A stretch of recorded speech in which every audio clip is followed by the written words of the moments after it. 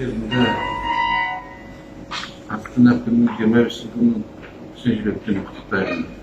Әрине, кезінде 25 жыл бұрын жақсы бір шешім қабылданған. Ол Қазақстанның астанасын Алматыдан Ақмолаға көшіру. Ондай қиын кезде қаншама елімізде ауыр болып тұрса да, сондай батыл шешімге барған. Бірсыпыра азаматтар сол кезде қарсы болған. Дегенмен бүгінгі күні сол елордамыз адам танымастай болып өзгерді.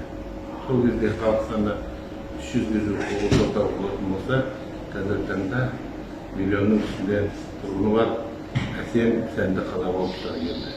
Оның бәрі үлкен бір еңбекпен келген дүние. Сондықтан да барша сыр елінің азаматтарын, қазақстандықтарды елорданың 25 жылдық мерейтойымен шын жүректен құттықтаймын.